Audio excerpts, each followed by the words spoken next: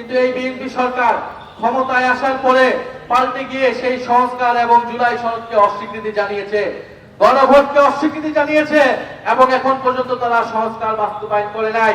জুলাই গণ অভ্যুত্থান হয়েছিল 2024 সালে, 2026 সালে আজকে 2 বছর আমরা বর্ষ পূর্তি উপলক্ষে এই সকল বিভিন্ন উপজেলায় আমরা যাচ্ছি জুলাই পদযাত্রা নিয়ে। আমাদের এবারে জুলাই পদযাত্রা 5টি বিষয়কে সামনে রেখে আমরা এসেছি আপনাদের কাছে। সেই 5টি বিষয় হচ্ছে গণভোটের গণরায় বাস্তবায়ন। আপনারা জানেন 2024 সালের গণ অভ্যুত্থানের পরে আমাদের সকলের দাবি ছিল সংস্কার, অর্থাৎ দেশের পরিবর্তন। বিগত স্বৈরাচারী শেখ হাসিনা সরকার বাংলাদেশ থেকে কোটি কোটি টাকা বিদেশে পাচার করেছে, লুটপাট করেছে, বিরোধী রাজনৈতিক নেতা কর্মীদের গুম খুন করেছে এবং শাপলা গণহত্যা করেছে, পিলখানা হত্যাকাণ্ড ঘটিয়েছে এবং জুলাই মাসে সাধারণ ছাত্রদেরকে হত্যা করেছিল। সেটার বিচার আমরা চেয়েছিলাম। আমরা এমন একটা দেশ এবং সরকার চেয়েছিলাম যাতে বাংলাদেশে কথা বলার অধিকার থাকে, মত প্রকাশের অধিকার থাকে। সে কারণে সংস্কারের দাবি এসেছিল এবং আপনারা দেখেছেন 32টি দল মিলে দীর্ঘ 6-7 মাস ধরে আলোচনা করে তারা জুলাই সনদ প্রণীত করেছিল এবং সেই জুলাই সনদের জন্যই পরবর্তীতে নির্বাচন হয়েছিল, গণভোট এবং সংসদ নির্বাচন একসাথে হয়েছিল। সেই সংসদ নির্বাচনের পাশে গণভোটে আমরা সবাই হ্যাঁ অথবা নাতে ভোট দিয়েছিলাম। বাংলাদেশের 70% মানুষ হ্যাঁ এর পক্ষে, সংস্কারের পক্ষে ভোট দিয়েছিলেন কিনা আপনারা? হ্যাঁ এর পক্ষে ভোট। আমরা সবাই কিন্তু হ্যাঁ এর পক্ষে, সংস্কারের পক্ষে ভোট দিয়েছিলাম। কিন্তু এই বিএনপি সরকার ক্ষমতায় আসার পরে পাল্টে গিয়ে সেই সংস্কার এবং জুলাই সনদকে অস্বীকৃতি জানিয়েছে, গণভোটকে অস্বীকৃতি জানিয়েছে এবং এখন পর্যন্ত তারা সংস্কার বাস্তবায়ন করে নাই। আমরা বলছি সংস্কার হচ্ছে জনগণের ম্যান্ডেট। আমরা সবাই ভোট দিয়েছি সংস্কারের পক্ষে। কেন আমরা সংস্কার চাই? আমরা সংস্কার চাই যাতে পুলিশ সংস্কার হয়, পুলিশ কোনো দলীয় পুলিশ না হয়, প্রশাসন কোনো দলীয় পুলিশ প্রশাসন না হয়। আপনারা আদালতে গেলে যাতে ন্যায় বিচার পান। যদি জুলাই সনদ বাস্তবায়ন না হয় তাহলে চাঁদাবাজি, দুর্নীতি কোনো কিছুই বন্ধ হবে না, মাদক কারবারি বন্ধ হবে না, কারণ পুলিশ দলীয় পুলিশে পরিণত হবে, এদের কাউকে গ্রেফতার করতে পারবে না। আমরা দ্বিতীয় বিষয় বলেছি যে কর্মসংস্থান বৃদ্ধি করতে হবে। জুলাই অভ্যুত্থানে তরুণরা, ছাত্ররা নেমে এসেছিল চাকরির দাবিতে, কর্মসংস্থানের দাবিতে। আপনাদের প্রত্যেকের ঘরেই কিন্তু তরুণরা রয়েছে, তরুণীরা রয়েছে, তাদের চাকরি দরকার, কর্মসংস্থান দরকার। এই বিএনপি সরকার ক্ষমতায় আসার আগে বলেছিল 1.5 বছরে 18 মাসে তারা 1 কোটি কর্মসংস্থান তৈরি করবে। কয় কোটি? 1 কোটি কর্মসংস্থান। 4 মাস গিয়েছে, কয়টা কর্মসংস্থান তৈরি হয়েছে? একটাও কর্মসংস্থান তৈরি হয় নাই। যেই বাজেট দিয়েছে সেই বাজেটে কোনো কর্মসংস্থানের রূপরেখা পর্যন্ত নাই। এরপরে আমরা বলেছি বিদ্যুৎ বিভ্রাট, বিদ্যুৎ সংকট নিরসন করতে হবে। শেখ হাসিনা সরকার কোটি কোটি টাকা লুটপাট করেছে বিদ্যুতের নামে, দুর্নীতি করে। এবং আপনারা জানেন যে সারা দেশে এখন লোডশেডিং হচ্ছে, 7 ঘন্টা 8 ঘন্টা করে লোডশেডিং হচ্ছে, কারেন্ট থাকতেছে না। সখীপুরে কি কারেন্ট থাকে? লোডশেডিং হয় কিনা?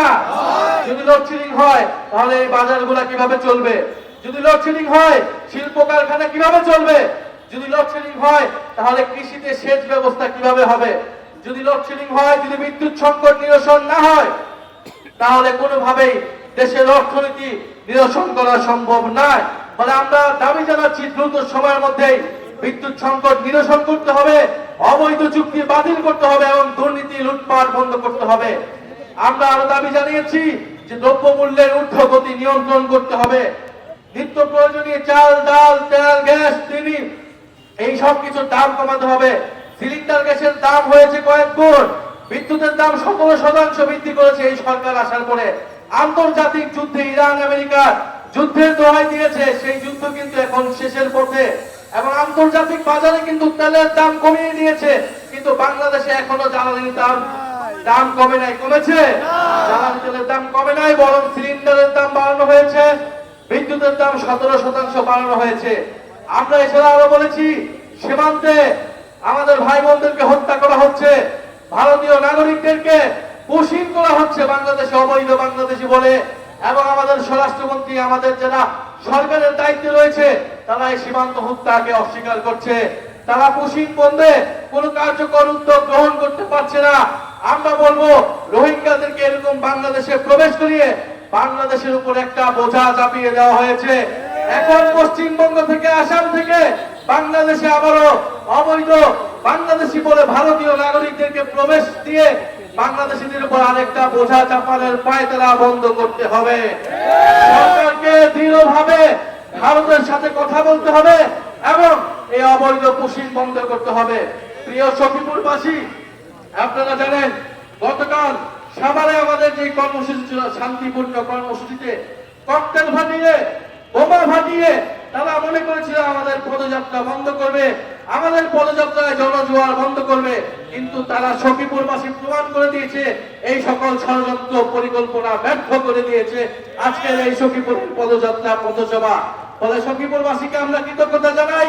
আমরা আপনাদের প্রতি আহ্বান থাকবো, বাংলাদেশের ছাত্ররা, বাংলাদেশের তরুণরা 2024 সালে জীবন দিয়েছে, রক্ত দিয়েছে কেন? একটা নতুন বাংলাদেশের জন্য, দেশের পরিবর্তনের জন্য।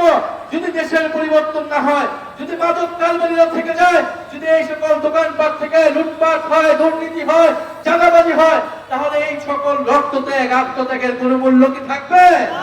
কোনো মূল্য থাকবে না। আমরা পরিবর্তনের জন্য জীবন দিয়েছি, রক্ত দিয়েছি। এক দলকে ক্ষমতা থেকে সরিয়ে আরেক দলের লুটপাটের জন্য বাংলাদেশের ছাত্র জনতা রক্ত দেয় নাই। আপনারা ভয় পাবেন না।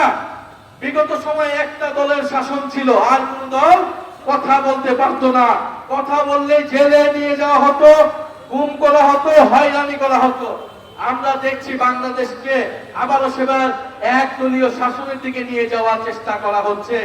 এক ক্ষমতাসীন দল, সরকারি দল, শুধু তারাই কথা বলবে, অন্য দলকে কথা বলতে দেওয়া হবে না।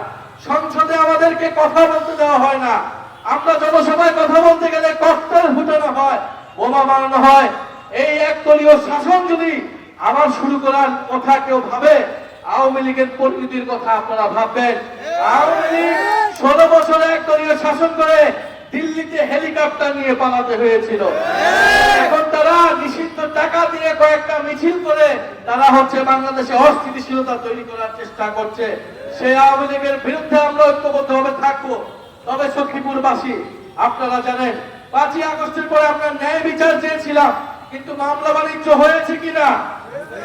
এই সখীপুর সহ, টাঙ্গাইল সহ সারা বাংলাদেশে সাধারণ মানুষের বিরুদ্ধে, ব্যবসায়ীদের বিরুদ্ধে শত শত মানুষকে, 200-300 মানুষকে মামলায় দিয়ে মামলা বাণিজ্য করা হয়েছে। কারা করেছে আপনারা জানেন। ভোটের আগে কারা তাদেরকে জিম্মি করে টাকা নিয়েছে তাও আপনারা জানেন। ফলে আমরা বলবো, আপনারা ন্যায় বিচার করেন, আওয়ামী লীগের দলগত বিচার করেন, কিন্তু নিরীহ মানুষকে, নিরীহ ব্যবসায়ীদেরকে আপনারা মামলা বাণিজ্য করে লুটপাট করবেন, তাদের থেকে টাকা আদায় করবেন, এটা হতে দেওয়া যাবে না। সখীপুরবাসী, আপনাদের প্রতি আহ্বান থাকবে, আমাদের জাতীয় নাগরিক পার্টি এনসিপি সখীপুরে সক্রিয় আছে। আমাদের এখানকার উপজেলা আহ্বায়ক আছেন, আমাদের এখানকার পৌরসভার মেয়র প্রার্থী আছেন। আপনারা তাদের নেতৃত্বে সখীপুরবাসীর লুটপাট, দুর্নীতি, চাঁদাবাজি, মাদকের বিরুদ্ধে আমরা ঐক্যবদ্ধ থাকবো। পাশাপাশি জুলাই সনদের জন্য আপনারা কথা বলবেন, সংস্কারের জন্য কথা বলবেন। এখানে অনেক পুলিশ ভাইয়েরা আছেন, আমরা চাই এই পুলিশ জনগণের জন্য কাজ করবে। আপনারা যদি থানায় যান, তাহলে যাতে আপনারা থানা থেকে সেই সেবাটা পান। আপনারা যদি ইউর অফিসে যান, সেখানে যাতে আপনাকে ঘুষ দিতে না হয়। ফলে সেটার জন্য প্রয়োজন সংস্কার। যদি সংস্কার না হয়, জুলাই সনদ বাস্তবায়ন না হয়, তাহলে কিন্তু দুর্নীতি বন্ধ হবে না, বৈষম্য দূর হবে না, মামলাবাজি, চাঁদাবাজি, সন্ত্রাসী বন্ধ হবে না। আমরা কোনো সন্ত্রাসীদেরকে এই সখীপুরে ঠাঁই দিব না।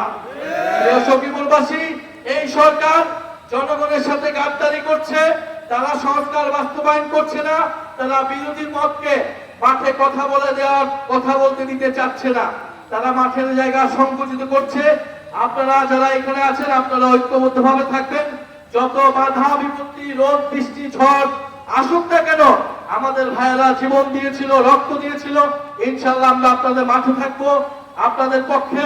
দেশের সার্বভৌমত্ব, দেশের সীমান্ত সুরক্ষায় এবং দেশকে সন্ত্রাস, মাদক, চাঁদাবাজ মুক্ত করতে ইনশাআল্লাহ আমরা ঐক্যবদ্ধ ভাবে লড়াই করে যাব। সখীপুরবাসী কি প্রস্তুত থাকবে? মাদকের বিরুদ্ধে প্রস্তুত থাকবে? চাঁদাবাজির বিরুদ্ধে প্রস্তুত থাকবে? আমরা কি কাউকে ভয় পাবো? Action to action.